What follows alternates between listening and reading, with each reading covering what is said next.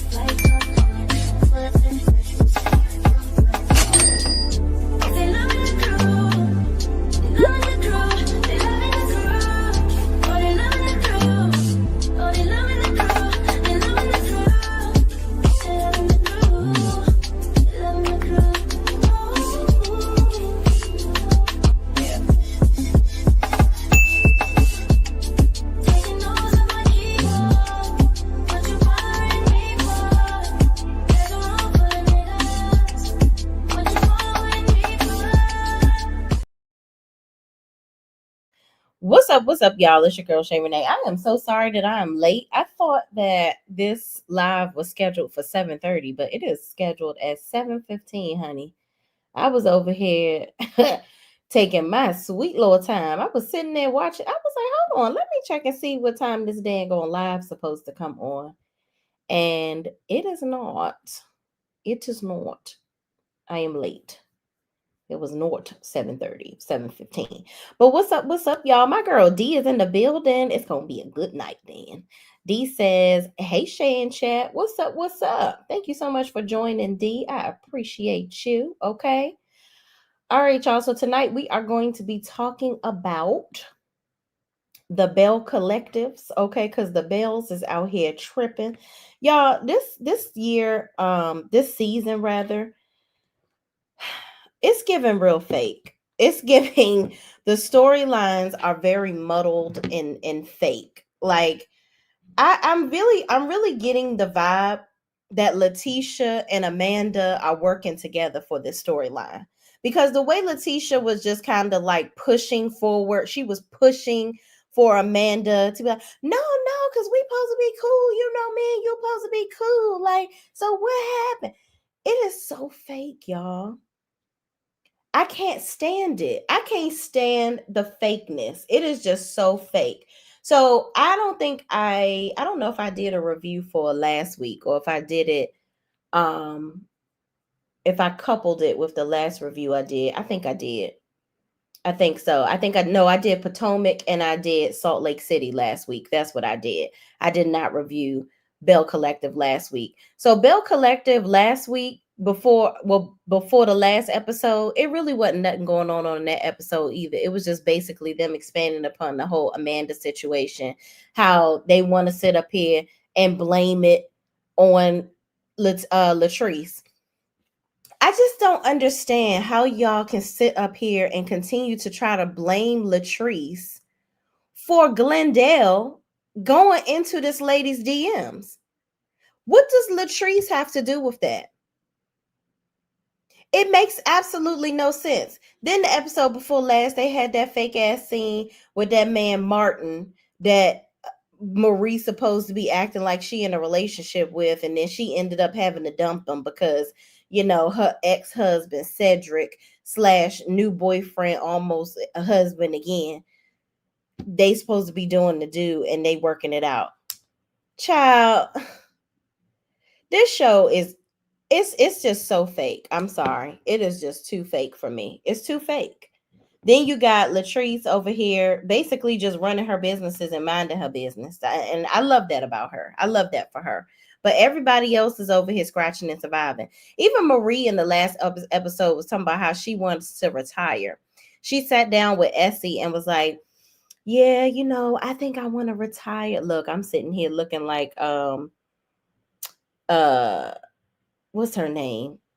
I was like, why does she have that? Selena, when she had that one damn braid sitting there, I couldn't stand it. D. Herfer says, I don't watch, but I listen to reviews. If I want fake scripted TV, there is plenty of other things to watch. Exactly, D. And it is very fake. It's given extremely fake this season. So we go into Marie talking about she wants to retire. She feels like she's done enough to get the beds open for the for the rehab centers and this, that, and the third. I'm like, girl, Marie, you want to retire, baby? You got to keep the business going, honey. And you're driving around in a little Nissan. It ain't even an Altima. I don't even know what that is. I don't even know what that model is. And some people, I heard some people say, oh, maybe she got a Mercedes or a BMW at home. You don't have to have a luxury vehicle for it to, seem that you have arrived. Okay. But what you're not about to do is sit up here and play in our face and act like you so rich. Because you're absolutely not. You're not. Moving on. D says Cedric lives in a shack. Yeah, he do. That thing looked like a daggone a trap house. That's what Cedric lived in, a trap house. Okay, I knew he was just up there cooking up something in the back. Okay, D Herfer says Cedric lives in a shack. What does Marie see in him? I thought he like ooh, and I ooh. I heard Essie owns the businesses, not Marie. That would make more sense because Essie seems to be the most involved. I think they're just trying to use Marie as the prop because she's on TV and she's like the main, one of the main characters on this show. So that's a way to, I guess, have free promotion or cross promotion of their business. I don't know. But child, let's fast forward because I guess, episode 2 ain't really had much going on. So we can go on to episode 3. So episode 3 starts off where Latrice she's talking to Selena because her and Selena had a previous conversation where they had a breakdown in communication in their relationship because Latrice was upset with Selena because Selena said that she was going to be the bar manager for Taste, but she ended up not doing it because she got into a car accident. Her son's dog died. She just had a whole lot of personal things going on. And Selena was like, you know what? I had all this stuff going on, and Latrice is my friend, and I didn't have a conversation with her, so I need to talk to her. So they finally had that discussion. So now this is their time to come back together and have drinks. Now here goes Selena again. Latrice is FaceTime. Selena FaceTimes Latrice, and she's like, "Girl, we've been at the hospital all day. One of the twins is having their baby." And I'm like, Selena, if you know that you were supposed to be filming. You had this all set up. Selena, you ain't slick. You thought, let me go ahead and phone a friend so I can still get my check. Okay. You wasn't at the scene, sis. You wasn't with us shooting in the drinks. You wasn't. Okay. So she phones a friend to tell her that she at the hospital and the daughter is in labor. Fine. So here comes Marie in here. I feel like I needed to play that music on BAPS where they walk in and it's. I feel like that's what needed to be playing when Marie was coming in. Like, Marie, why do you have these stirrups around your legs, these stirrup boots on top of this jumpsuit? What are you wearing? Then here comes Amanda with her Halloween costume on. Why did she have? I thought a little man was going to pop out of her damn dress. She had on this dress where, of course, she has her regular collar around her neck. Then she has a hole on her shoulder and it has its own collar where it's supposed to be for her shoulder, but it's slightly moved over.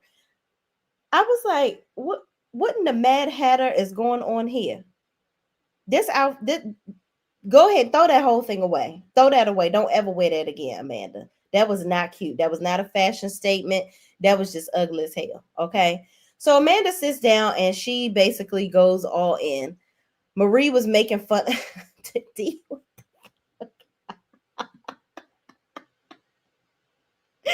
D, it looked crazy as hell. I should have took a picture of it. It was a damn mess. Okay. It literally like she had her regular collar. It was like a collared like iron down collar or whatever, and then it was a hole, like it was a neck supposed to be there, and then it was a collar around that. I was like, that's ugly. Don't leave that in the back, or go and get somebody to fill that collar in, put you some material in that. Okay, go and get rid of that. That ain't cute. Okay. I know people be trying to make trends and all this stuff. That ain't it, sis. That ain't it. Okay. So moving on, we have Amanda comes and she sits down. D. Amanda comes and sits down and she immediately goes in on Marie. She's like, you know what? Marie compliments her, saying it was nice to see her. And then Amanda says, well, I don't know if it was nice to see you because the way you and Letitia did my girl, like I didn't appreciate that. Y'all acted like y'all was about to jump her at the reunion, and then now y'all all buddy buddy. Like I don't get it. So I love the way Marie handled it. Marie was like, listen, I think that Letitia loves Latrice. I don't think that there's no doubt in my mind that, they love each other. And they just were going through a rough patch, and it is what it is. They're gonna get through it. They're cool now. So basically, if they cool, then you need to be cool and stop tripping. So Latrice, of course, is uncomfortable. So she changes the subject and starts talking about this pool party that she's going to have. And she says, listen, I know you got your situation, Marie, with your men's and them or whatever, but it's only for couples. I don't want nobody, listen, Tambra, 1 minute she want to bring her man, and the next minute she don't. Okay. I don't know if she gonna bring him or not. He always with the baby or can't or got something to do and can't come. So I ain't even gonna invite her ass. I get it, because Tambra be bullshitting. I don't even is Tambra even still with that man? Sorry to this man that this lady just totally just disregards him. People were saying in the past that he had other women. He was out with some other women. Like they wasn't together no more. I don't even know what's going on. Miss Vaughn says, caught another live. Hi, Shay and chat. What's up? What's up, Miss Vaughn? Yes, listen, we about to get back on our grind, okay? We gonna get to doing at least 1 to 2 lives a day if we can. We're trying to get on track, okay? We're trying to get on track, honey. Thank you so much, Miss Vaughn. Also, D and Miss Vaughn are my members. I appreciate y'all. Miss Vaughn says, Marie looks stank in those chaps on. Those were definitely some chaps. I was like, girl, what in the stirrups? This looks crazy. She looked a hot mess. D. Herfer says, why is Tambra still on the show? Exactly. She doesn't want to share her life. She does not. Reality TV is not for her. It is not for her. Miss Vaughn says, all right now. Listen, it's not for her. She doesn't want to be here. She does not want to be here. Tambra wants to collect a check, but she don't want to do what it takes.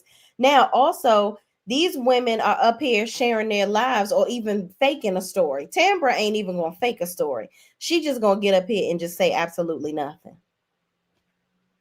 It is what it is. So moving on, they leave that she invites we leave that scene with Latrice saying that she gonna invite everybody over to her house to the pool party, and it's only a couples event. So we go to the next scene with Letitia, Carrie, I think that's her name, Carrie, and Marie. Letitia comes and Carrie comes with a full face of damn makeup. Them bitches wasn't doing nobody's working out, okay? And you could look at, I'm sorry, not sorry. You could look at Letitia and tell that she ain't doing nobody's damn workout. Her little sweatsuit, her little outfit was cute, but she wasn't doing not near a crunch, not a leg up, not a side raise, a heel toe knee. She was doing none of that. She looked like she had just glazed her wig down. Let me tell you something. If a woman come to my step class looking all done up, you will sweat the most. Come to the front, because clearly you did not come here to work. You came here to play around and waste my time. And one thing I will not do is have nobody waste my time. You come in here to get this work, not to play around and try to look cute. Okay? Now I do have my friends that be like, step fits matter. I love that. Dress nice when dress colorful, whatever you want to wear. But just know we will sweat and we will be putting in work up in here. We ain't here to play. Okay. Carrie came with some lipstick on and her hair fried and laid to the side. It was definitely fried up. It wasn't curled, nothing. They doing slight little dance moves. They ain't really doing shit. So I guess it was okay for the damn makeup because they ain't working out a goddamn thing. So Marie comes in there and she's like, yeah, you motherfuckers ain't come here to work out because y'all got a full damn face of makeup on. And Marie came in there looking like she was about ready to jump somebody. That's how you supposed to look when you go work out. You need to look like you about to get in a fight because you in the fight of your life to burn these calories. Okay, that's what you doing. All right. Even though Marie's finger waves was pasted down to that scout. Okay. So they get to talking, and Carrie brings up the fact that the last time her and Marie got together, that she felt disrespected by well, she felt like Marie was coming for her because Carrie tried to come for Marie talking about she had on a spacesuit. And Marie was like, child, who the hell is this lady? Who this Harpo? I don't even know you and you trying to read me. Who the hell are you? Get your just dues first before you start trying to read a motherfucker. Okay. And I get what Marie was saying because it's like, girl, baby girl, you don't even know me like that. And you trying to read me. Sit it on down. Sit it on down. Okay. So they get to talking, and Marie said, well, you was all in my business about my men's and them. So what's going on with you? So Carrie talks about how, her and her husband are having at a crossroads because she is having issues with them connecting. She's like, I'm always working. I always got this stuff going on. I'm not like the wife that's going to be doting upon my man. Like, I love to work. We have 3 restaurants. They have businesses. So she trying to keep the revenue coming and work on her business. So sometimes the kids and the husband fall to the wayside. And here's what I will say to that. As a woman, that this is an issue that I will admit that I've had in my marriage where I'm always working, and by the time I get home, I really don't have anything left. I'm tired. And then when I get home, when I do have something left in the tank, I'm trying to do a video, I'm watching shows, I'm doing this. My husband is a super homebody though. Me, when I do have some time to come up for air, I love to go hang out with my friends. Like, I want to be doing something. I can't be like just cooped up in the house. I'm not that Cancer that's a homebody. I'm not. I'm on the cusp of Leo, and it's crazy because my husband is a Leo and he's a homebody. Go figure. I'm going to the step events. I'm going out for the drinks to eat. That's why the hell I'm on this meal plan now, because I didn't accepted too many food invitations. Okay. I'm not fat, but I can lose some pounds and we working on it. Okay. Just finished my meal preps, but moving on. I just think that Carrie, she's struggling, and she just needs to make time for her husband. You got to do the work, sis. You can't only just acknowledge the issue. You have to do the work to fix it. And hopefully we can see her start to make those changes. So speaking of Carrie, we move on to the next scene. So Carrie owns Brick and Spoon restaurant. This is like some brunch, breakfast, brunch, and lunch place. It looks real cute. Look like a better decorated old lady gang, if you ask me. I've been to old lady gang several times in Atlanta, and I understand it's closed now, but this place looks way more, thought after. Like somebody really put some work into actually decorating this thing. Carrie came in there picking up tickets. I ain't see Carrie wash her hands, child. I hope she did. But she just started getting tickets, helping with the food. I think she wanted to show the camera, listen, I come in my business and I owns my business and I runs my business. So the manager was like, girl, get out of here. We don't need your help. Go do whatever you need to do. I love that. That means that she can trust the manager, or keep an eye out on that damn manager because she trying to kick you out too fast for what? Or maybe the manager ain't with the cameras in the back. Who knows? But she sits down with the restaurant manager, Vanessa, because they have another restaurant opening up in Mobile, Alabama. So she wanted to sit down with her to talk about the logistics so that they can, just figure out how they gonna get this going. So as they sit down to talk, she ends up getting her business partner Brittany on the phone. So Brittany is not in the area at this time. I guess she's at one of their other locations helping with that. and they're talking about how quickly they need to move to make sure that this Mobile, Alabama opening goes without a hitch. So Vanessa is like, we on it, we got you, we're gonna take care of it. Brittany is on it. They all working together to collaborate. So in comes her husband. Okay.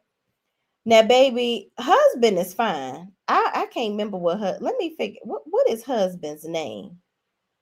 Hold on, y'all, because this is the first time we see him. He comes on in there. Now, mind you, I ain't really like a real Matt. That's his name. I'm not really a light skinned guy kind of girl. Even though my husband is light skinned, outside of him, I ain't really checking. I ain't really checking because he got a little caramel coating on him. He's still a little brown, but this one he real light skinned and bald, and he's still cute. He cute. I wouldn't date him, but he cute. So I love them two together. They look really, really good together. Apparently, he's a retired baseball player, but he is a sports agent now for other baseball players. So they got money. Okay, they got a little coin. So apparently, he must be the one that's sort of gave her the upfront money to help fund this restaurant venture. So they both are successful in their own right, and I can appreciate that. So the husband comes in and he sits down talking to her, and he's basically telling her, listen, you got to balance all this stuff. You're not spending time with me. You're not doing anything with the kids. It's 80% work all the time. All you do is think about work. You don't really be doing what you're supposed to do here. And I don't know if it's necessarily that Matt wants her to be some stay-at-home wife or whatever, but I think that he feels like he carries the bulk of the load with the kids and that she's not doing everything that she needs to do. So he's like, listen, you got to get better. It is what it is. Now, I'm going to tell you something, Carrie. Okay. Your husband was sitting there just a straight faced. He is on that. Listen. Okay. I don't want to be a single man in this marriage. I ain't trying to be no single dad in this marriage.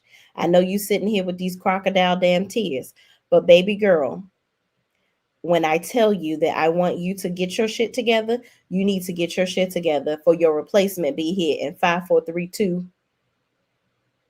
and we be splitting the proceeds of this damn restaurant, and you gonna be in here busting tables at your restaurant to make ends meet because I done took half. Okay, don't let that be the reason.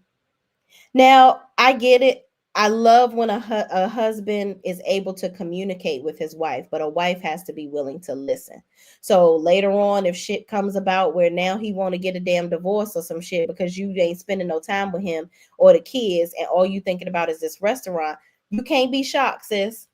The man done pulled up to the restaurant and told you all about yourself. Find some time for your man. I'm telling you, I'm telling you from experience. Find some time for your man and your kid, okay? Because these times are precious. So they have a set of twins and a daughter that's younger than the twins. They have the twins are fraternal, it's a boy and a girl, and then they have a daughter that's the youngest. So spend time with your family. So Carrie gets to crying and saying, you know what, I'm gonna do better. I'm gonna do better. You promise, you trust that I'm gonna do better? And he's like, yeah.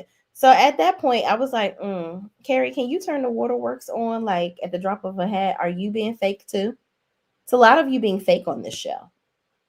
I don't get it. I don't get it.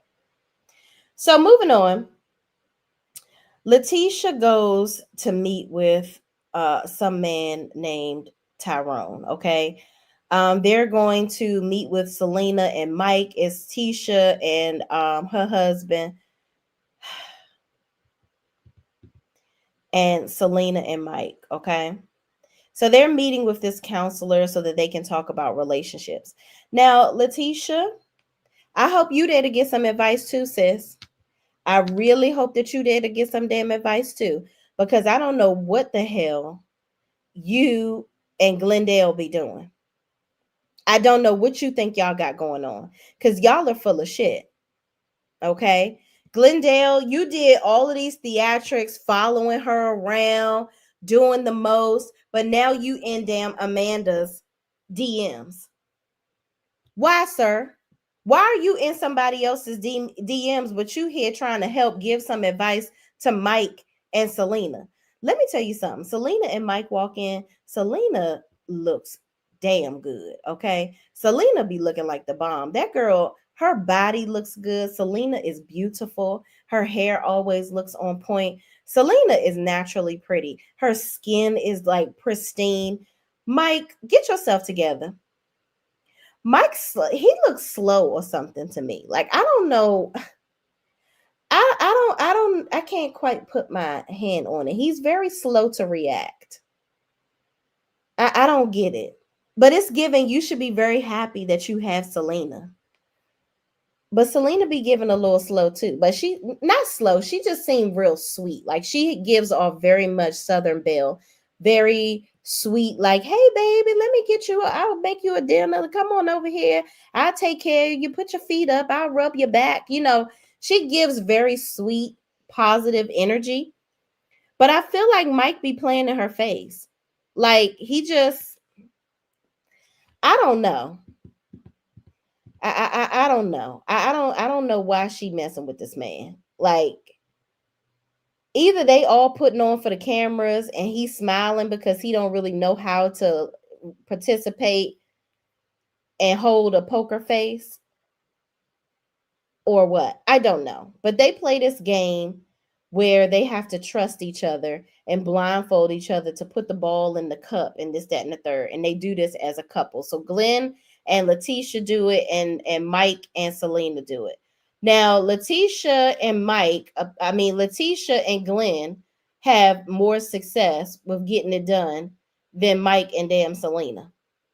They're communicating with one another to try to figure out how to get this ball in the cup. Selena gets frustrated and she starts talking to Mike, communicating with him to explain to him that she doesn't like how he doesn't tell her things. Mike is just standing there looking at her like, oh no, where's the ball? This man is slow, girl. He do not care about your feelings. You standing here crying and you upset that he don't listen to you. He don't tell you things. Y'all communication is trash. He not even listening to you right now. He looking at you thinking about how he going to hit it from the back later. That's it. That man is in love with how beautiful Selena is. He is not thinking about how beautiful her mind is, okay? And I hate to say that, but this is just what it is.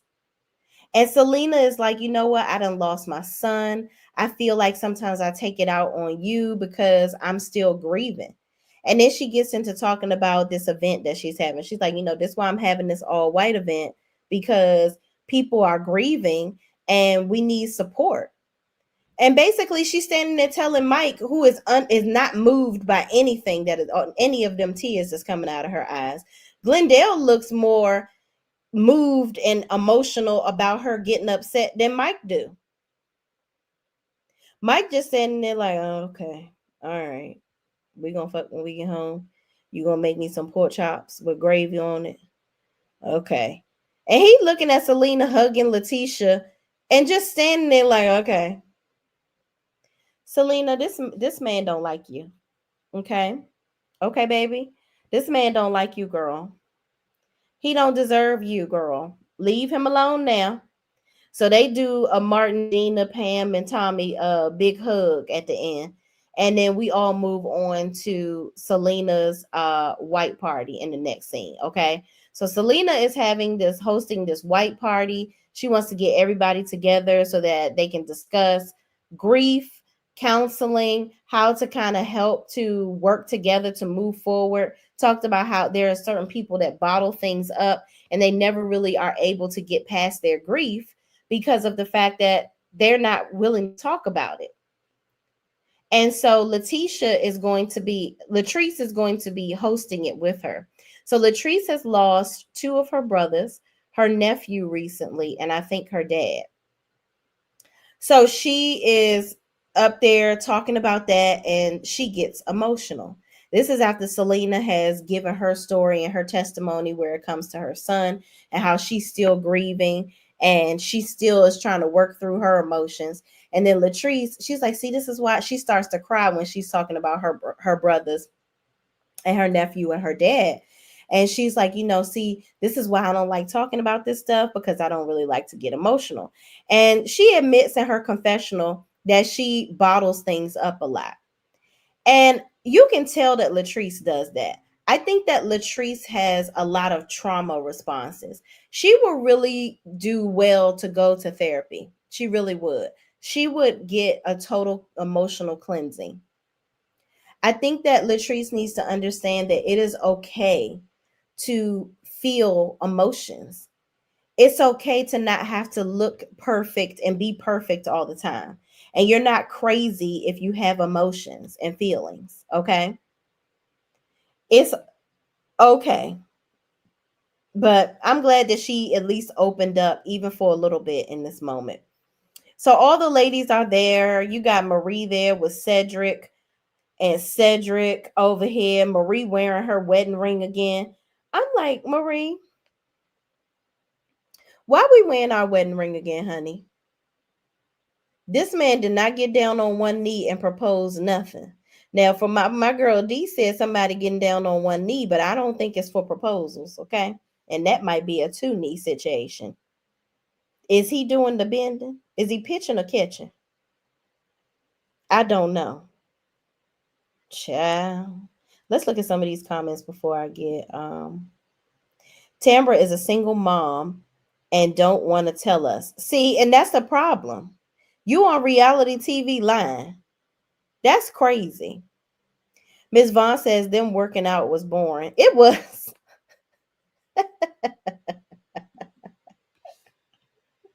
It was boring, Miss Vaughn. Miss Vaughn says Carrie and her husband got me looking at them side eye. Yeah, I'm like, okay. Is this a real issue or are y'all over here playing too? I don't know. I don't know. But we shall see, child. We shall see. Moving on, what we got? D says, I'm a Leo and so is my daughter. We are homebodies. My husband be trying to drag us out the house. So that's me. I'm the one trying to drag my husband and my son out the house. Now I can usually drag my son. My son is a Cancer just like me. But yeah, he likes to stay in the house and play his game and hang out with his parents, child. Getting Jazzy with Jazz TV says, hey, Shay in chat. What's up, Jazz? How you bees? Thank you so much for joining. Miss Vaughn says, right. Do the work, Carrie. Yeah, Carrie, just get your shit together, sis, because I'm trying to tell you, you about to be a divorced woman if you keep on playing around. And your husband is fine, honey. Okay? He will find somebody else. And he got a little coin, too. Please. Erica Fielder says, why Selena fooling with that bum ass child? He looks slow. I don't know what's going on with him. He must be dragging a big piece of meat in his pants. And I would hate if that's the only thing that's keeping her around him. But usually if they slow like that, it's real heavy. It's heavy. And I don't she might be addicted. Okay. Addicted. Okay. Miss Vaughn says, hi, getting Jazz with Jazz TV. D says, I don't understand what Selena saw in that toad. She was married to. She was married to. Yeah, JJ and that damn gap in the front. The only thing that gap would tell me is that he might be able to do a couple tricks or two. And judging by the way So Gucci be running away from him from the bedroom, I don't think he know how to do that either.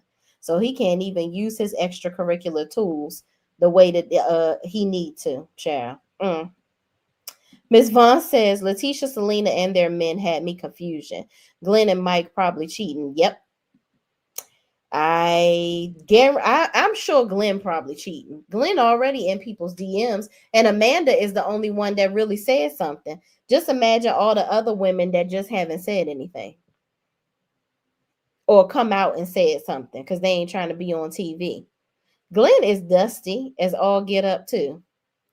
Erica Fielder says, right, Ms. Vaughn. D says, I've never seen so many reality shows where all the men are trash, except for all of CK's shows. Does he pick them on purpose? Child. I'm starting to think he do, D. Because it's got to be a good man out here somewhere. I mean, God dang. D. Herfer says Latrice needs to cleanse, purge her, and and exorcism and relocate. Yeah, I agree. I don't think that Latrice needs to be with old Bert. Okay, old Bert head ass. Okay, I don't think she need to be with him because they just don't they just don't look right together. He just look old compared to her. I think Latrice got daddy issues like Ashley from Real Housewives of Potomac. But moving on, Carrie gets overwhelmed with emotion as well when Latrice shares her story about her brothers and her dad. Carrie lost I think she lost a sibling too. So now she's sitting there just remembering what was going on with her and the loss that she's experienced. Her and her husband Matt have actually experienced some grief in their family as well. I don't think she said it was her brother. I think she said that they have lost some loved ones. She didn't say exactly who they lost. Oh, she said the husband lost his dad and that was really hard for them. Even Cliff over there crying a little bit. And Cliff even says, you know, now I understand because Latrice said that she always thinks about her brothers and she will always call them just to double check and see how they were doing, see where they were at. She was always concerned about their whereabouts and their well being. And so Cliff is crying. He's looking at Latrice and he's like, you know what? Now I understand why she's upset when I stay at the condo over the restaurant instead of coming home. She just want to make sure that I'm good. She cares about me. She wants to make sure I'm okay. Now, Cliff, I appreciate you having some compassion in this moment because you seem like an old ass fucking Scrooge McDuck with a tuft on top of your head. But I can appreciate you in this moment for actually having a damn heart, and we didn't even have to put oil on it and go to the Wiz to get it. Okay. You know what? I'm happy for you. I'm glad that you went on and figured that out. You need to have some compassion for your damn wife because you are definitely the cowardly lion himself. Okay. But he was sitting there like, oh, well, maybe I shouldn't stay at the condo. It's not even about her feeling like she wants you to be safe or whatever. Yes, that's the big key. But also you staying at a condo instead of going home. That don't look good. That's not cute. It's not cute. So then as the conversations go on, the panel ends and all the ladies are sitting around talking, and Latrice tells everybody about Selena thanks everybody for coming, and Latrice tells everybody about this pool party that she's having and just verifies that they're coming. And Tambra gives her two little sentences so she can make sure she get her check. She says that she understands Selena, but it's not healthy for people to not talk about their feelings. And she has kids, grandkids, and all that. She got her man. She got to figure out how to work through her emotions and her anxiety and stress. Is she can tell that it's taking a toll on her. I'm like, Tambra, exactly what you come here and do. CK, are we having trouble replacing Tambra? I don't think so, because you found Carrie real quick like. Okay. Let's get somebody else to do it. You could have put Amanda on the cast at this point because Child Tambra is giving absolutely nothing. She ain't even coming to the pool party.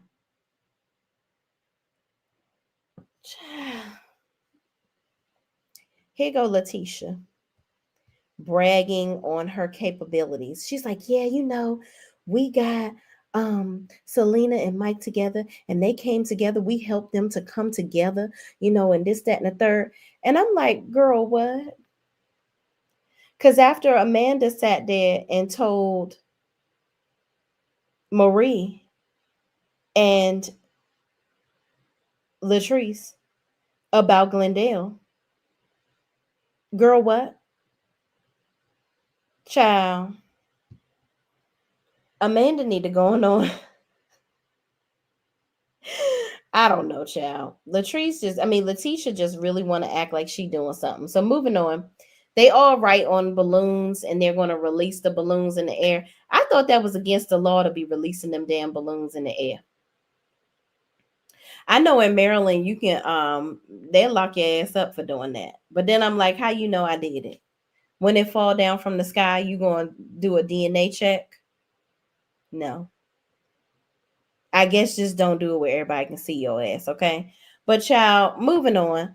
We get everybody releases their balloons. Glendale is releasing his for his grandmother. Latrice is releasing it for her brothers and her daddy.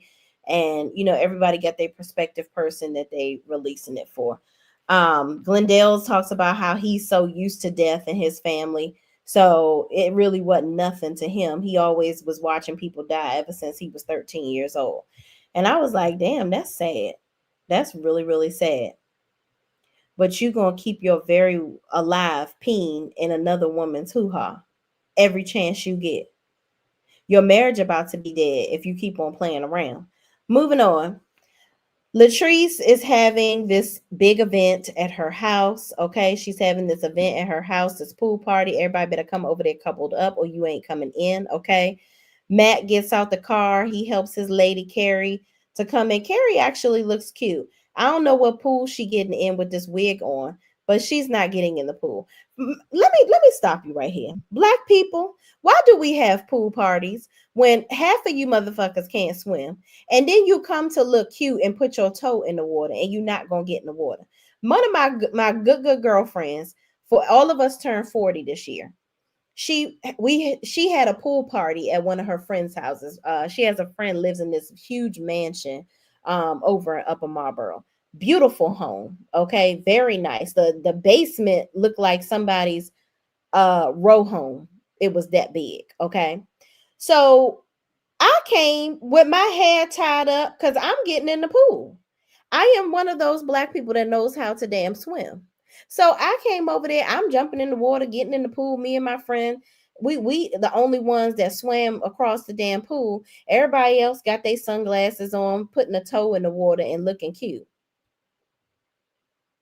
I was like, okay, maybe I didn't get the memo. Pool parties is just for looking cute. Okay.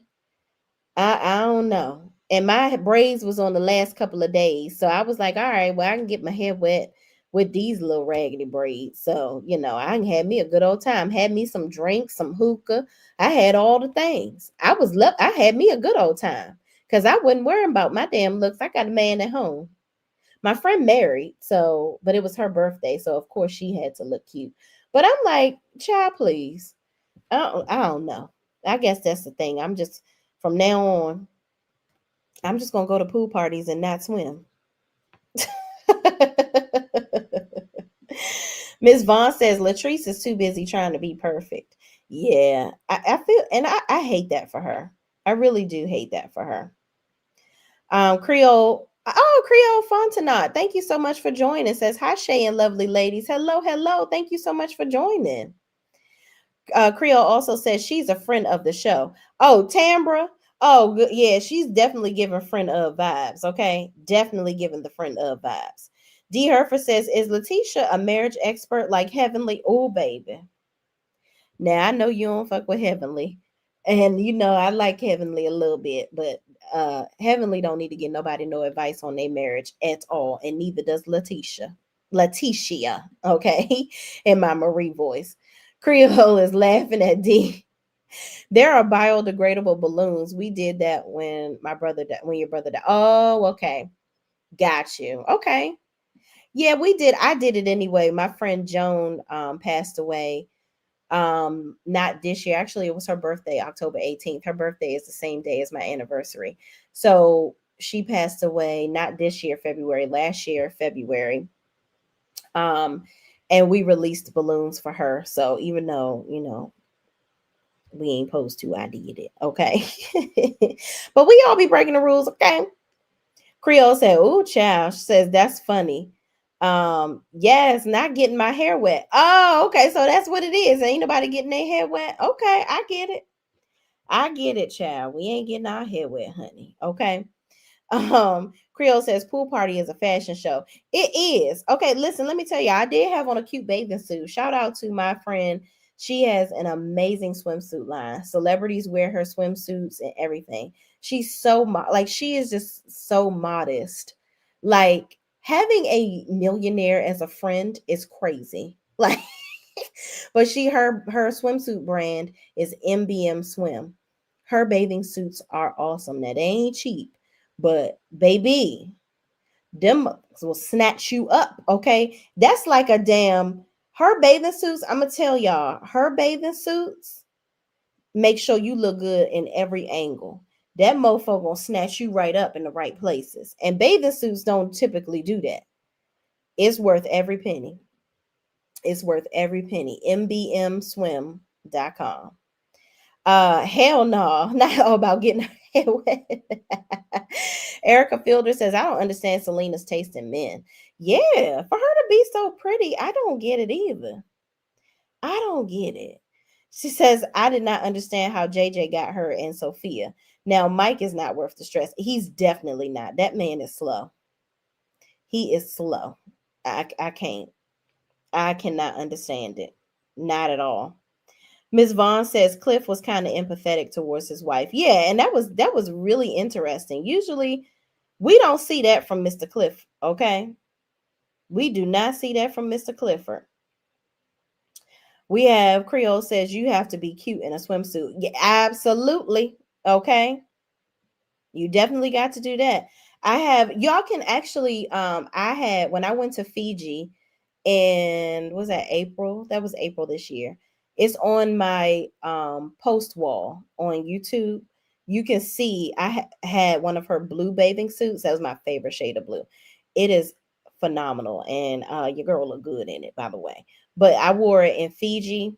Everybody loved that bathing suit. It's gorgeous.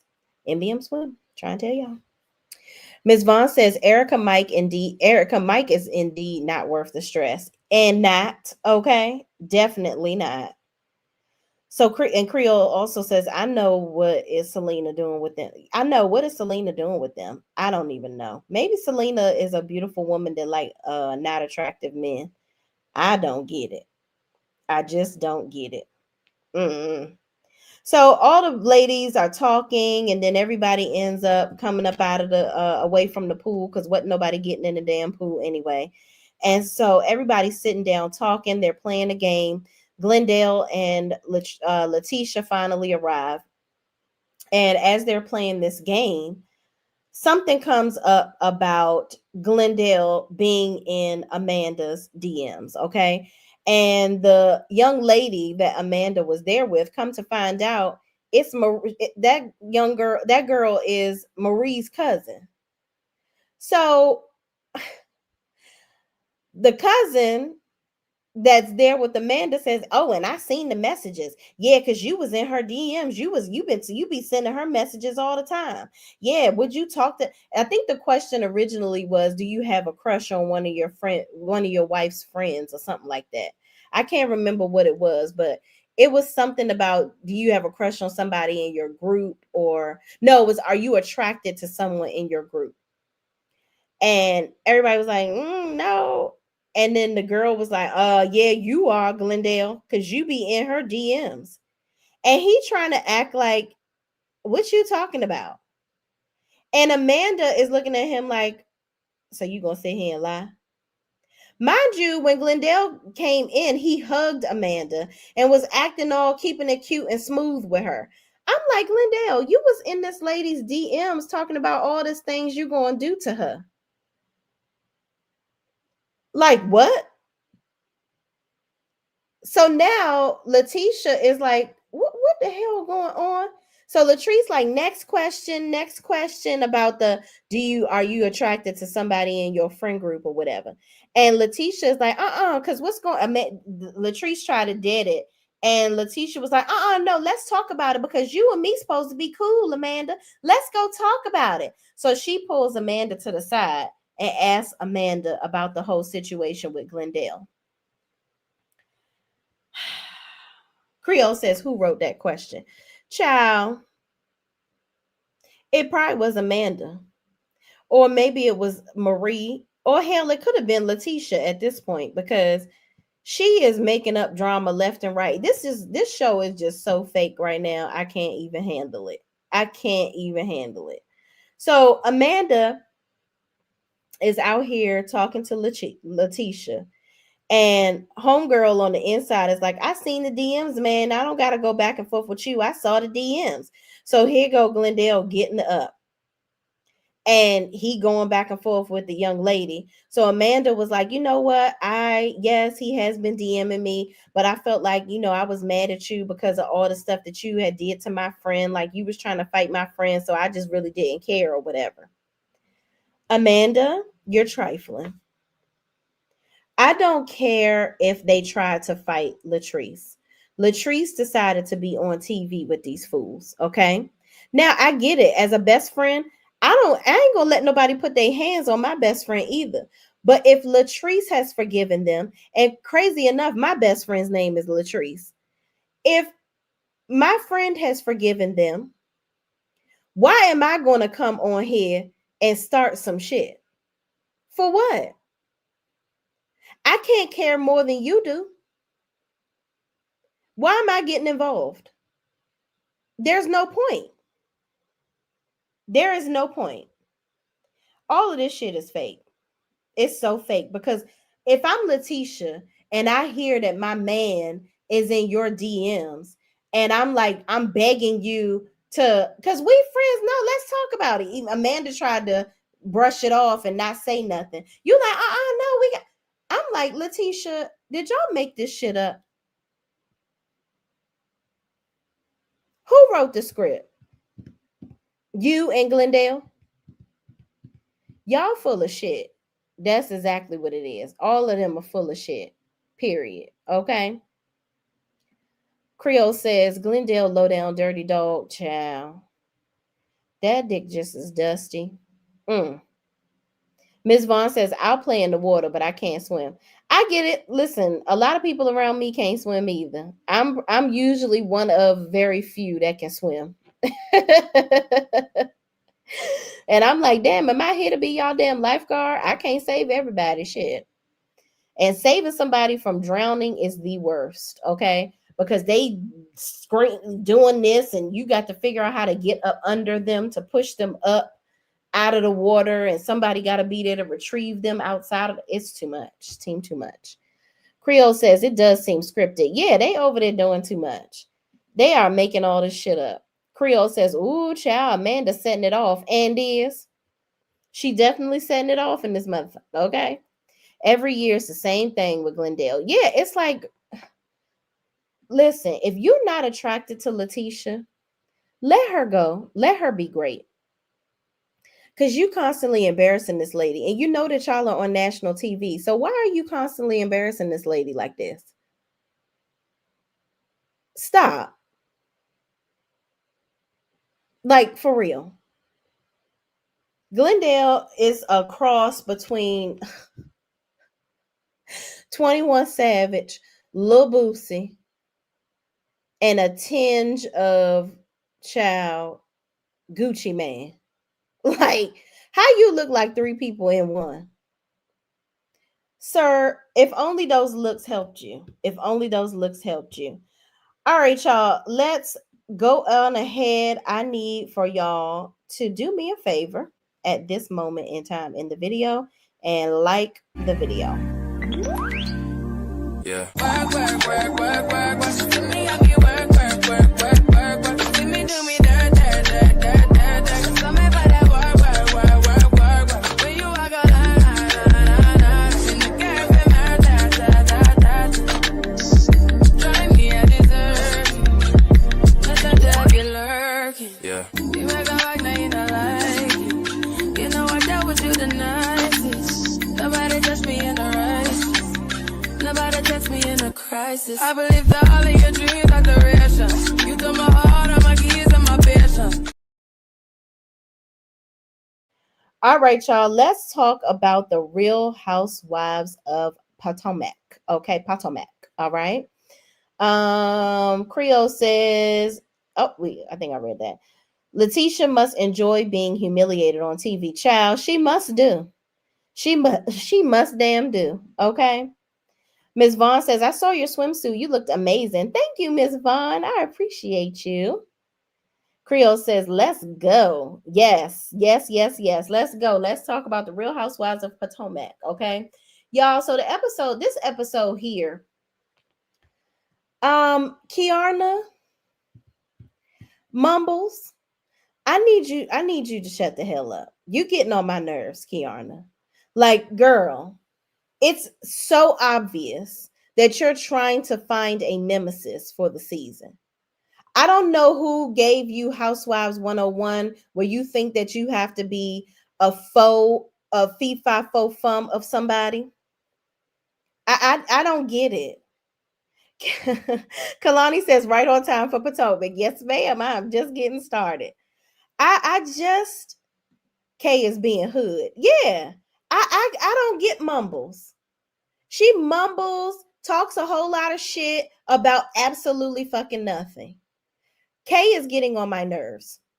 She is getting on my nerves, and I want her to go on back. Let's move on to KLMNOP. Let's get somebody else. Get somebody else to do it. I don't like it. I don't like it. I don't want it. We don't need it. Okay. So the episode starts off where Stacy and her friend are at the dance studio with Arabella is, I guess she's running for Miss Third Grader. So Miss DC is helping her with her walk. She gonna walk it like she talking. Hey, walk it like she talking. She in there doing her model catwalk. So Stacy trying to live vicariously through her child, and she gets up and starts walking. So then her friend is like, all right, now sit on down. This is about Arabella. This ain't about you. So then Stacy says, okay, let's call your dad, Arabella. And then she's like, in her confessional, I don't know quite if Arabella understands what's going on. We haven't told her that we are back to, we're kind of working on things. We did tell her that we got a divorce, but it's like we don't want to confuse her. Stacy, y'all ain't tell that little girl nothing. Cause you mofos, TMZ confirmed that y'all actually did get a divorce, but this is all a scheme that Todd set up to come to us with the bullshit betwixt your marriage, okay? But at the end of the day, Stacy, I don't even give a damn. I don't. Whatever you bring into the table, I'm ready for it. Because you know what I like about Stacy? Stacy is going to be authentic through her lies. She is. She not going to tell you shit for sure. She not going to give you a straight answer. She's going to say what she thinks you want to hear at the moment. She's going to dance around the question. She's not doing anything different from what any of these other hoes did. And Ashley, the fucking nerve of you to worry about somebody's marriage or their divorce. You've been getting a divorce for 5 years. Super scared to talk about your marriage with Michael.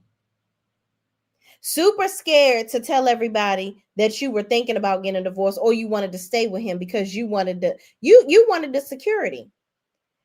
Ashley should not be allowed to ask nobody about their marriage with her extra 5-head ass. Stop. Knock it off. Mind your boulder and your damn screen head business, okay? Mind your business. That's all. Mind your goddamn business. Ain't nobody asked you, Ashley. Ain't nobody asked you, Ashley. Okay? Let's get back to the show, y'all. So we leave out of this scene with Arabella. She is so adorable, by the way. And she looked just like her daddy. She is a cute girl version of her daddy. We get to this scene with Wendy and Kay. I don't know if Wendy put these rompers on her insurance claims, but Wendy, let's get rid of these.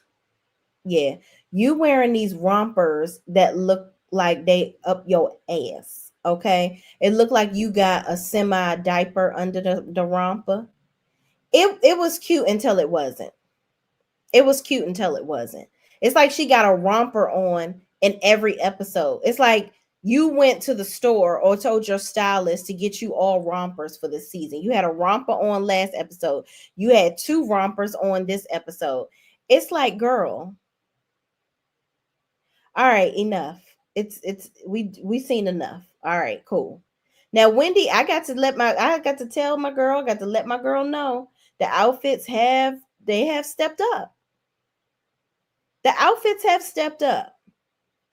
But don't be a one trick pony, honey. Don't be don't be a one trick pony, okay? So moving on, I just don't like the way these shorts. It wasn't really like a romper; it was a two-piece set, but the shorts just was like hotched up her butt. It gave her a flat booty. I didn't like it. I didn't like it. Moving on. So she sits down. It's awkward as fuck. It's awkward AF. And Kiana says, "Okay, well, let's just this is how she talk. Okay, well, let's just get right on this because I just want to ask you a question. Like Miss Lady Marilyn, and she was doing this event, and like I just want to know, you doing an event, and I'm doing an event. It's like, is this cool? Like, do you want us to do the event together, or do you want us to like, I don't know, just let me know what you want to do. Well, like, what do you think, Kiana, baby, your mouth, open it up so you can talk." You sitting here talking to Wendy about an event that a lady already invited her to host. It's some ladies of Preakness shit. Now there's some rich people shit because I ain't never heard about no damn ladies of damn Preakness. Okay, and I got a whole not too far from my house. They do horse races and stuff. I ain't never been near one of them. Okay, but this is apparently like a whole big thing, big shindig. So Kiana is trying to collaborate with Wendy, and Wendy is like, "No, I'm good. I'll come to your little house before that if you want me to, but I'm already hosting. I don't really need to do nothing with you." So Kiana quickly goes over to talking about God knows what. About how Wendy didn't say hello to her at the table. She didn't get up and fucking break dance every time she saw Kay come in the room. I'm like, Kay, give it up. Give this shit up because you look dumb. You are over here having a whole conniption because Wendy did not speak to you at an event. She would have been invisible to me from the rest of the time. You ain't got to show me but one damn time. So it's like you sitting on here begging her to give you attention at this point. You want to hold her accountable for your misconstrued emotions. Now, Wendy, if you didn't speak to that girl the whole time that she was there, that is fucked up because y'all are cool. But then at the end of the day, Kiana, I feel like you being dramatic. You are extremely dramatic, and I can see it all through your tongue and all through that bobble ass head of yours. You going back and forth, your hands doing too much. It's too much. Shut up. Why don't you? Shut up. You even admitted in this conversation that you and Wendy don't even talk to each other like that on the phone. But then you try to lie and watch what happens live and say that y'all sit up there and talk to each other. Y'all talk to each other on the phone, but then when filming comes, y'all ain't really talking. But you admitted in this scene because Wendy brought it up. She was like, "You don't call me. We don't talk on the phone like that." So it's weird that you have all of these expectations of Wendy. It's real weird. Real weird. So Wendy brings up the fact, she's like, "You know what? I was the only one that was there for you when Ashley said that you like to date drug dealers or that you was with a drug dealer."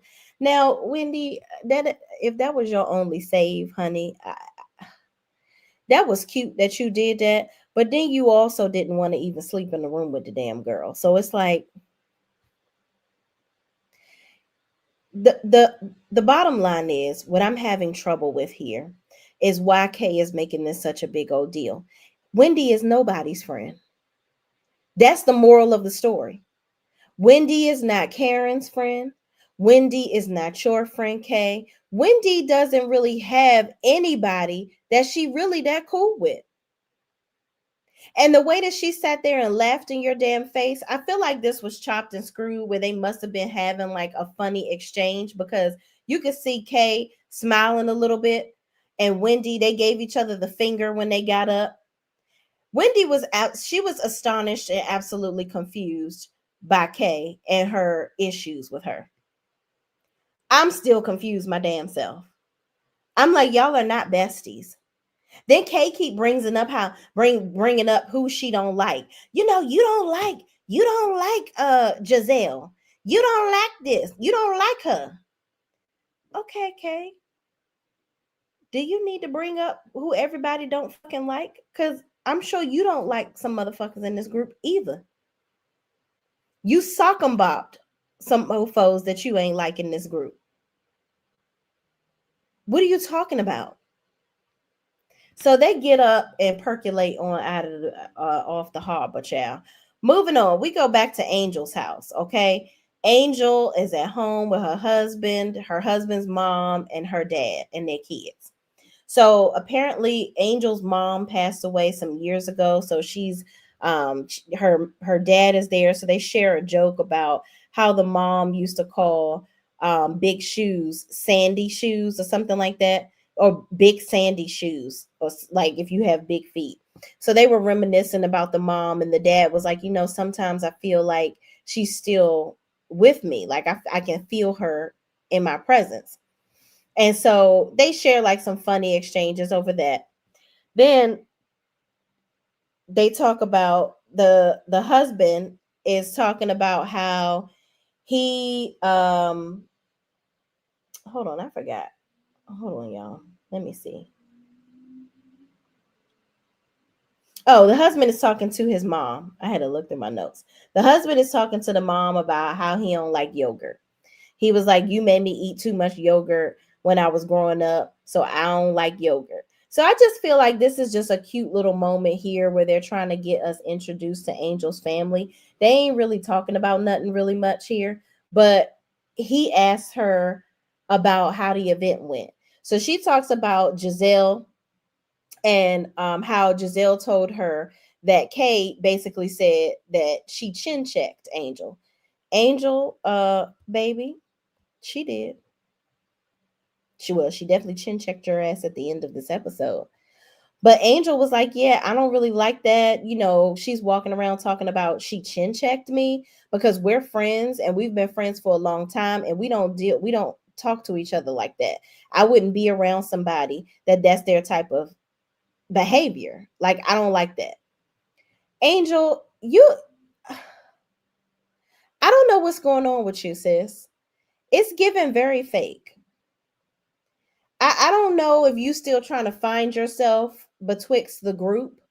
Now, Giselle was just doing her job by bringing out story because she ain't got no damn story. So, of course, she going to have her ass in the middle of what the hell y'all got going on. She don't got shit to talk about. So, of course, she's going to dive straight into this drama and try to make it where you and Kay end up not being friends at the end of this damn season.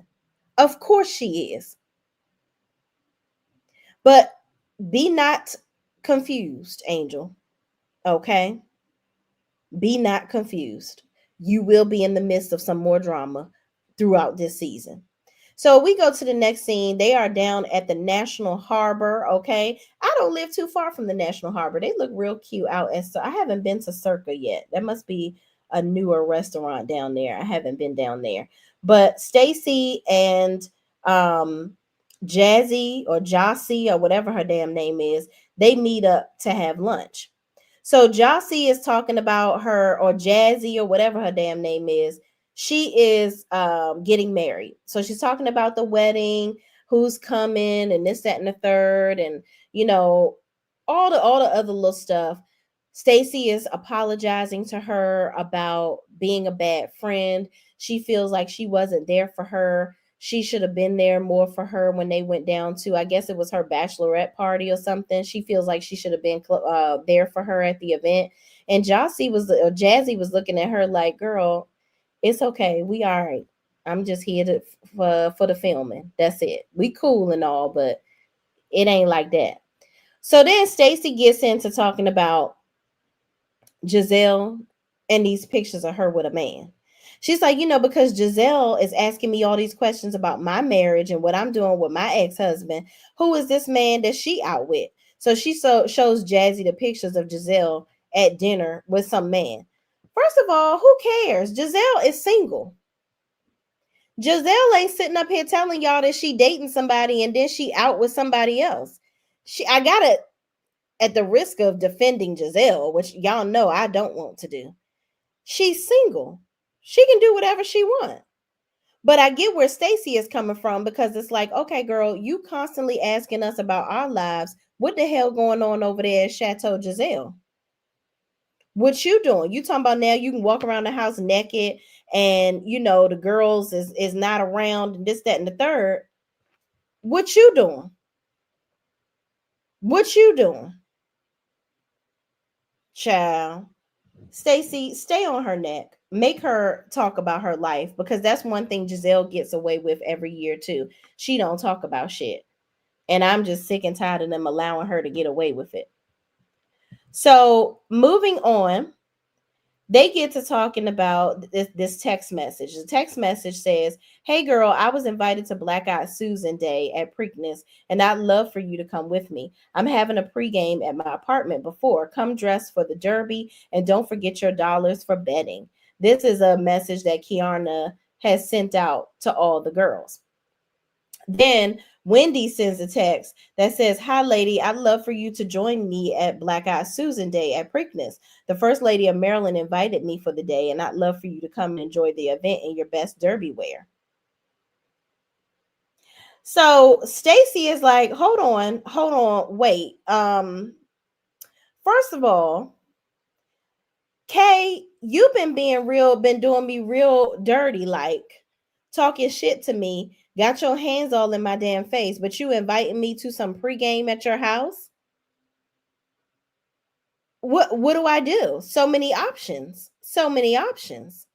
So Jessie is there and she's like, "Oh yeah, maybe you know, I'll go." I think Jazzy ended up coming to the event at Kay's house too, because I think she's still a friend of this season.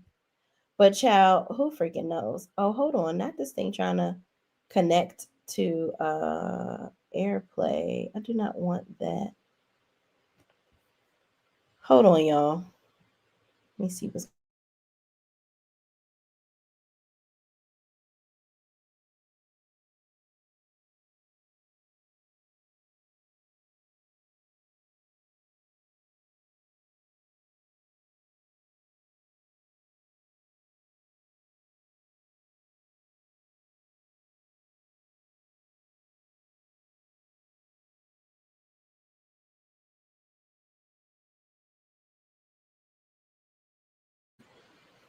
All right, y'all. I don't know what the hell my phone trying to do. So moving on, we leave this scene with Jazzy and Stacy. So we go on over to um what's the lady that damn name? The new lady on here. Her name is, y'all remind me, what's her damn name? Child, I can't pull up my notes on here. My phone is acting crazy. Let me move to my other phone. Hopefully it'll work. Anyway, the new girl that's rich with the British accent, okay? She is at home with her husband, and the girls are being girls, very emotional, hormones all over the damn place. And they want to go to the mall. They want somebody to drive them around. The oldest daughter, one of the other girls, is getting on her nerves. They arguing back and forth. And the mama is just like, "Okay, what do you want us to do? I don't get it." And I'm looking at them girls like, y'all got a damn attitude for what? For why? But I'm glad I don't got no damn girls, child, because all them emotions will be getting on my freaking nerves. Hold on. Tia. That's her damn name. How can I not remember that? Her name is Tia.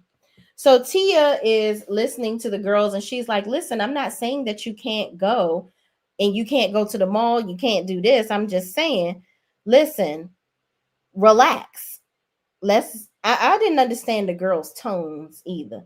But moving on, I think this is just a way for us to get to know her children. She has 5 children, a set her oldest daughter, a set of twins, um, which is a boy and a girl, I think. Or no, 2 girls, and then the son. I'm not sure.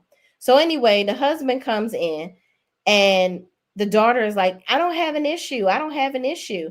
But the husband is like, okay, cool. Well, whatever. So Tia goes into how she was raised in England and how her mother raised her with respect. She wasn't, allowed to do this and do that. And she wasn't basically going to talk back to her mama the way these girls is over here talking back to her.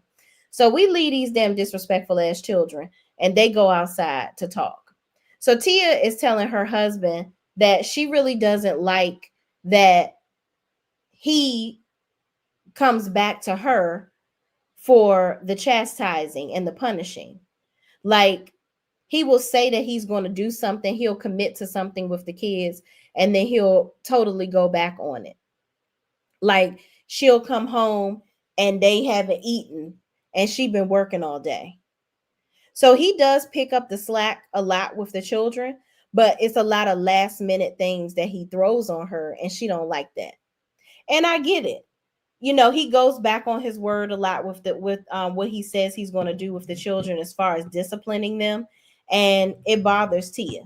And Tia is like, listen, my mama ain't had no disrespectful children. It was something about the girls not washing the dishes. So Tia was like, if that was my mama and I didn't wash the dishes, she would have had them dishes on my bed. I would have woke up to dishes on my bed. Listen, my mama ain't play that. I would have woke up with the belt on my back and my butt and my legs and my everything until I got my ass up and did them damn dishes. My mother ain't never had to tell me twice. I don't get why these kids feel like they don't have to do any chores around the house, but it's all about what the parents are willing to enforce. And it just sounds like the father is soft on some things and Tia is basically the disciplinarian parent. And those girls got some hormonal issues going on. They being extra mouthy, and that's just what it is. But this was just our introduction to Tia and her husband and their family. I think Tia and her husband are cute. I do. I love the fact that he's regular. He not some like like over the top type of guy. They work well together to me, in my opinion. So moving on, we go to this clothing store with Giselle. Now, Giselle in a clothing store. Why do we keep trying to do this? Why do we keep trying to do stuff like this? Why is Giselle constantly buying clothes that don't look right? Have somebody else, get somebody else to do it. Get Giselle to get a stylist. And I couldn't stand how Tia came to the clothing store too. And Giselle had an issue with Tia's outfit at some event that they went to. And Tia was like, oh, baby. I love how Tia clapped back at her. She was like, oh, no, ma'am. I know you're not talking. She was like, hold on, wait, don't everybody be talking about how you dress? So I know you ain't talking. Actually, I DM'd you one year because I was going to offer to style you because it was just so bad. I'm like, Tia, you better read her in a British accent, okay? And Giselle ain't have shit to say. So here come Wendy in another fucking romper, another diaper booty outfit, okay? And it's all white. Wendy, what are we doing, sis? Are you trying to be seen in every scene? You got a different wig on every day? It's like the hair, I guess, it makes sense. The hair's supposed to match the outfit. So Angel comes in there too. And then Giselle talks about this trip that she's going to plan for everybody to go to because Angel's party was whack. She was like, ever since she's like, we're going to go to Nevis or whatever. It's an island in the Caribbean. And ever since she planned her trip to New Orleans, that's been the best trip that they've went on. But they haven't had let her plan any more trips because I guess everybody else was doing it. And since Karen is in jail, now she got to plan the damn trips. Giselle, is this really your only contribution to this season? I am confusion. I'm super confusion. Okay. So Angel, they get to talking about Kay and this chin check situation.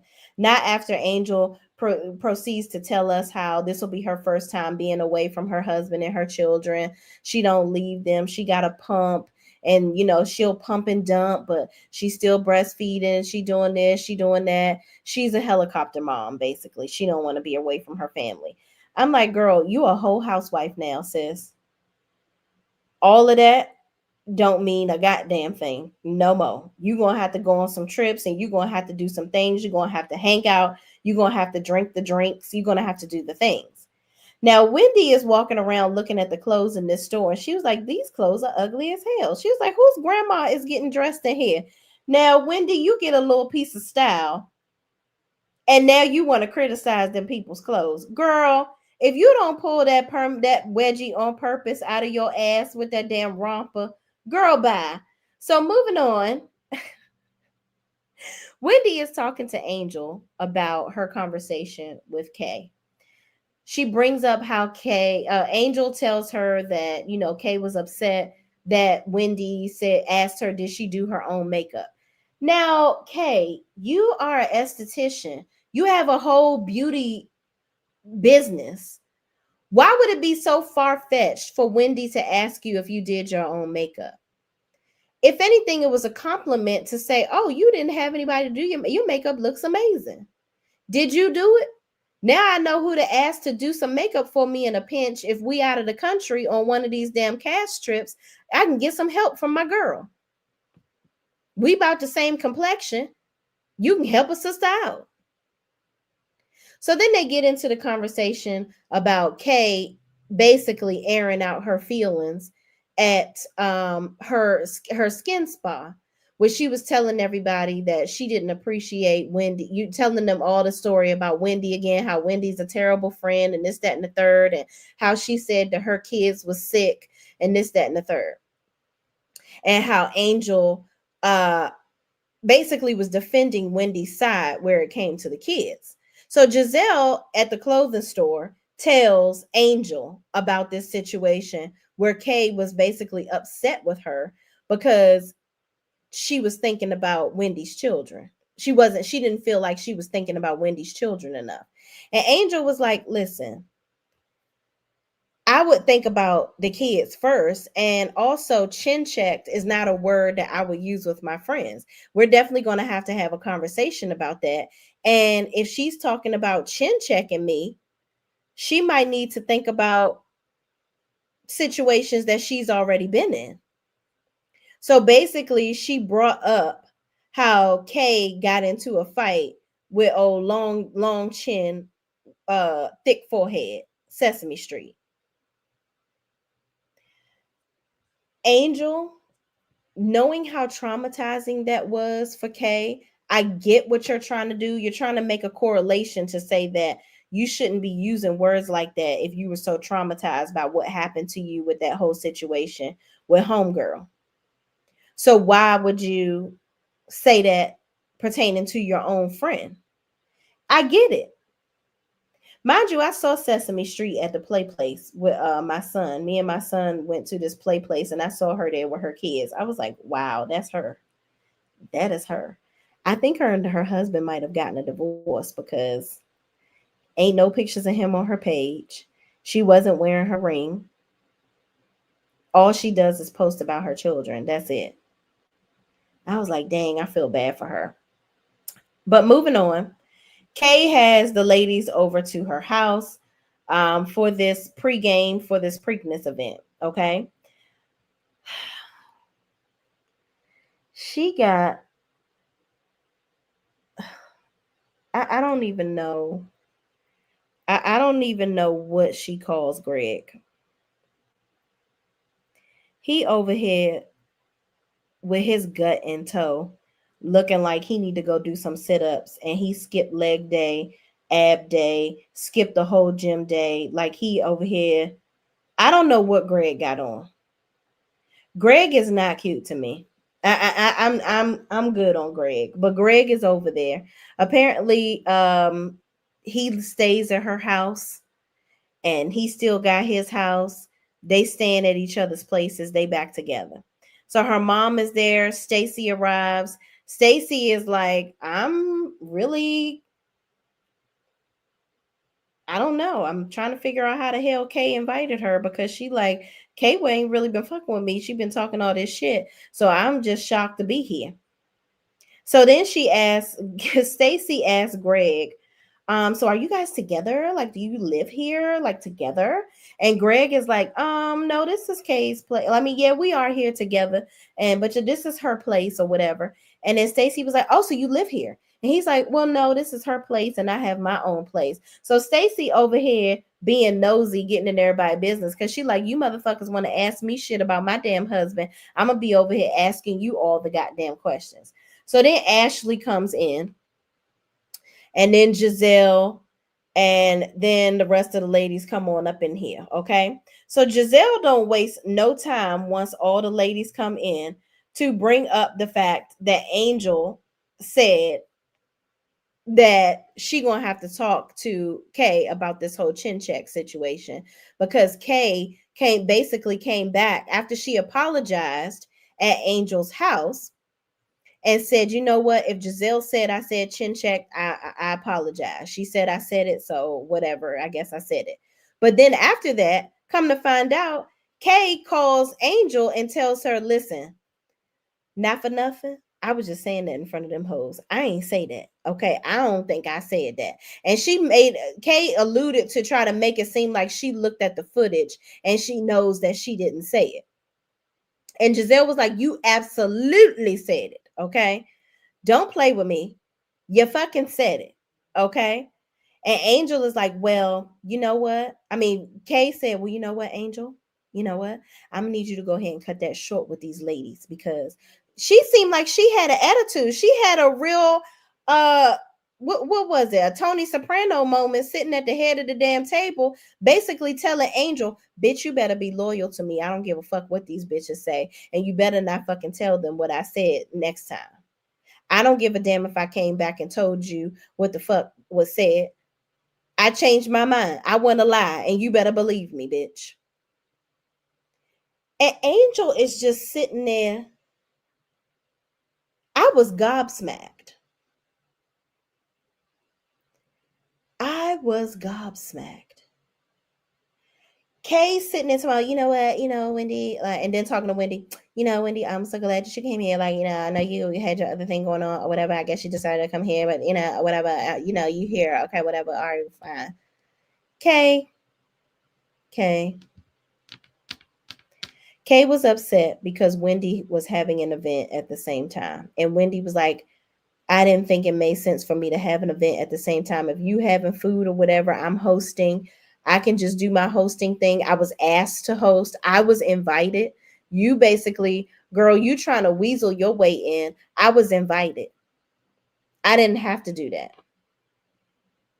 Kay sitting there, girl, your whole professor attitude, girl, your whole professor. Kay, let me tell you something. Get up real quick. Where your mother at? Tell your mother to sit in your seat. I would rather see Kay's mother than Kay. I think the mother would be a better housewife, because the mother is over there like, ooh, do I need to jump in and save my daughter? Do I need to say this? I think that the mother would probably get along with this group of ladies better than Kay does, because Kay is just arguing at this point just to argue. And I think it's stupid. So Angel, she starts to get upset with Wendy. I'm like, Angel, why do you have a problem with Wendy now? So you and Kay, let me get this straight. You and Kay must have got on the phone together and said, listen, girl, stick with the fucking plan. I don't like Wendy. You don't like Wendy. Okay? Wendy is the enemy. We got to come for her. That's the only way we can stay on this show. You got to have a nemesis. We got to be like, ganging up on her. That's what we do.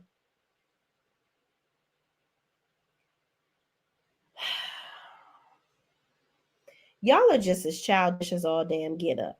It's just extremely childish. And the way that y'all are targeting Wendy like this, and Wendy is just very unbothered about both of you, it is comical. Wendy is like ready, looking real cute, ready to go host her event, not giving two shits about what the fuck y'all talking about. And Wendy dimed out Angel and was like, yeah, you said something about she not gonna be chin checking you or whatever, and she is backtracking, and I had your back. I'm like, all of this is just sounding, it all sounds stupid. It's all giving stupid. Okay. Kiana, you just look real fake, sis. You look real fake. That's just what it is. It looks like you're arguing for no reason. It looks like your arms are stretched as wide as they can trying to find you a storyline. And Angel, you look extremely confused. You over here like, I don't know what to say. Do I keep coming for Wendy? Let me nod my head at everything Kay says. It was just getting extremely stupid. Extremely stupid. Kay says you have a right to feel how you feel, and as your friend, I'm going to understand in good faith. But this is getting heightened. But whatever that chat was, I'm gonna need you to go ahead and end that, and I hope that's the last of it.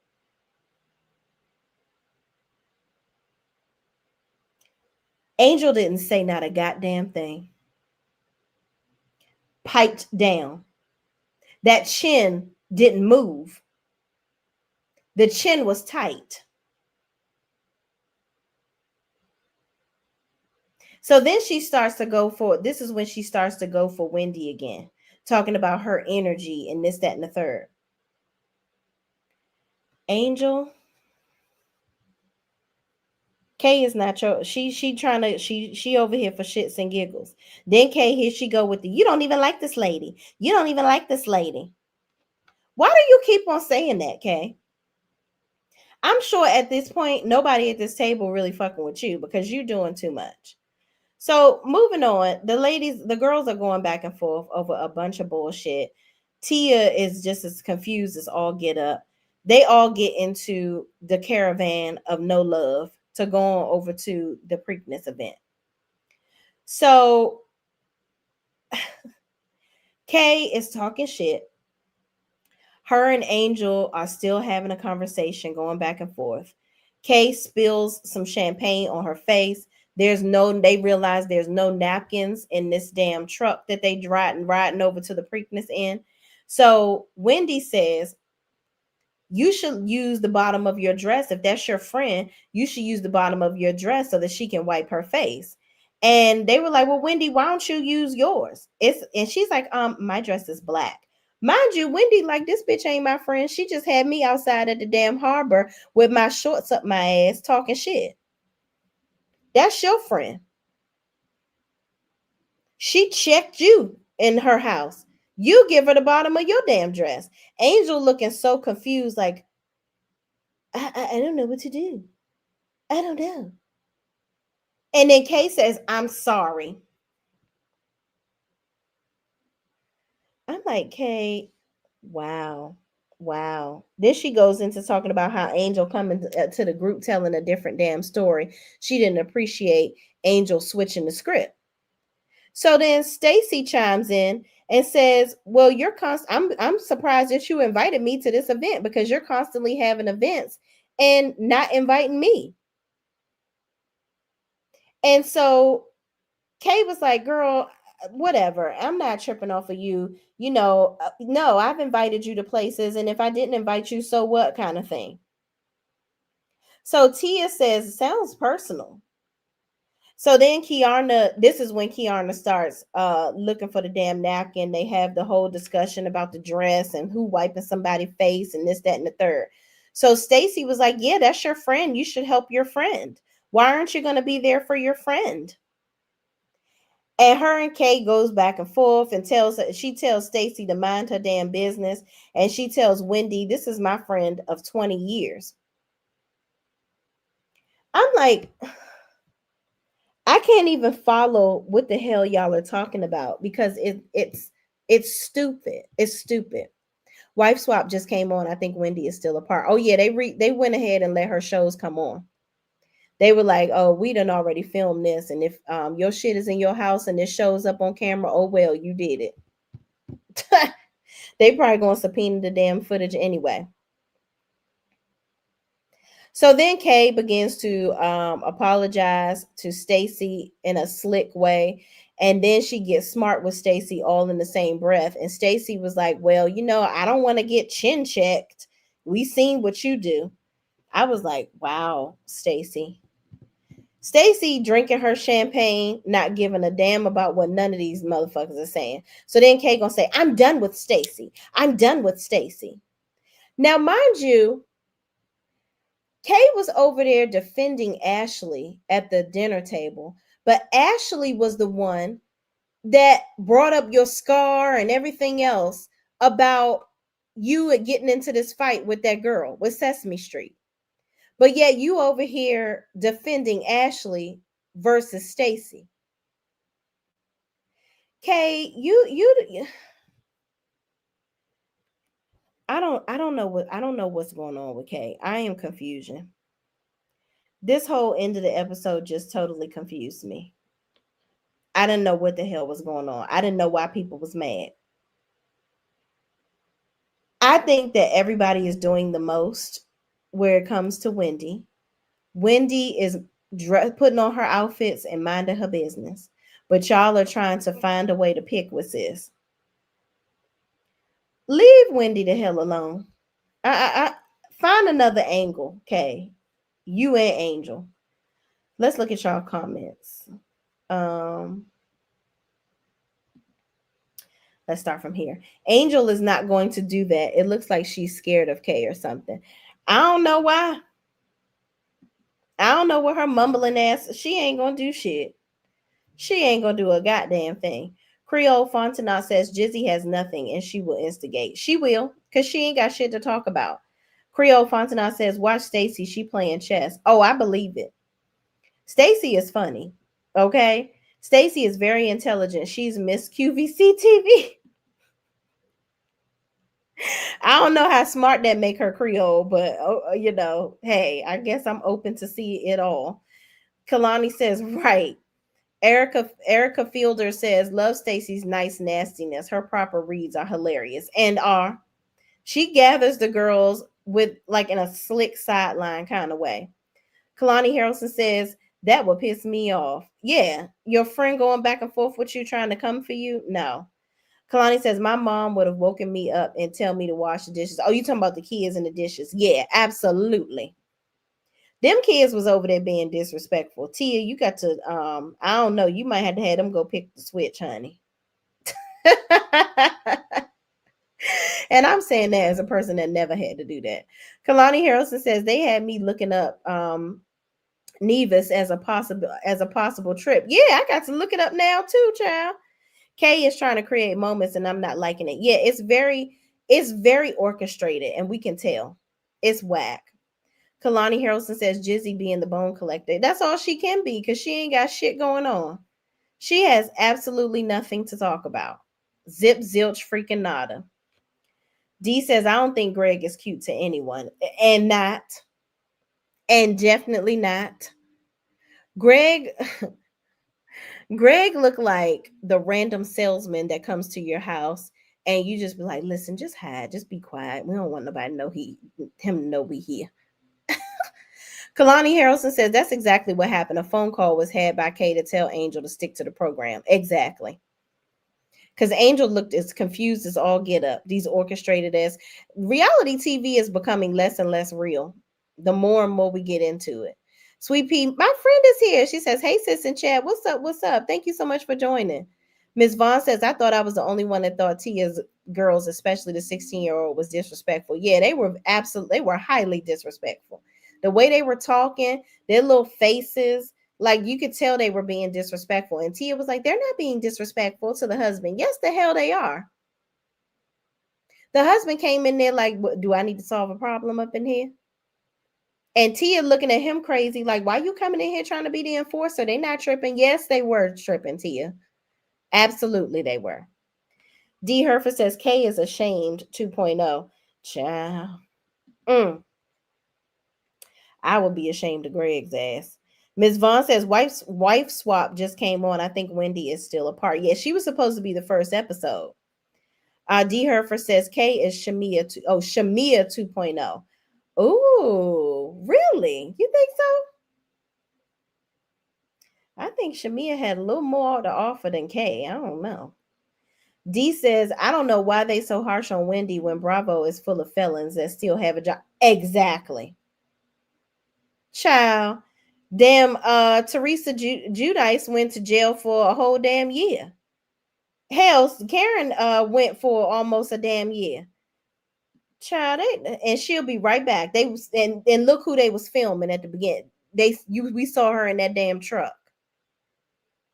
Child, please. At the beginning of this season. Cause don't let it fool you. Karen will be back. Sweet Pea says Kay is a big pick me. Yes. Oh my God. It's annoying. It's very annoying. D. Herfer says, I'm tired of the new girls coming in sucking up to Jizzy and Ashley, but ganging up on Wendy. Yeah, because why are y'all sucking up to the girls that have no storyline for them to attach themselves to you and then treat you like shit? Duh. They're going to turn on you. Jazzy says, like the video. Yes, like the video, y'all. Please and thank you. Ms. Vaughn says, Kay's mom would be a good addition. Number one, she's an adult. Can't say that about Kay. Yeah, I think Kay's mother would be a way better housewife than her. I do. I think she would be able to relate to the girls more. She wouldn't be, I don't know if she would be up there orchestrating drama. I think it would just be a natural flow of conversation for her. Creole says sassy teens. Yeah, that's exactly what them girls was. Love Key is in the building. She says, hello, everyone. What's up? What's up, Love Key? Thank you for joining. Creole says Wendy renegotiate her contract. Child. Yes, Teresa did time. She sure enough did. She sure enough did.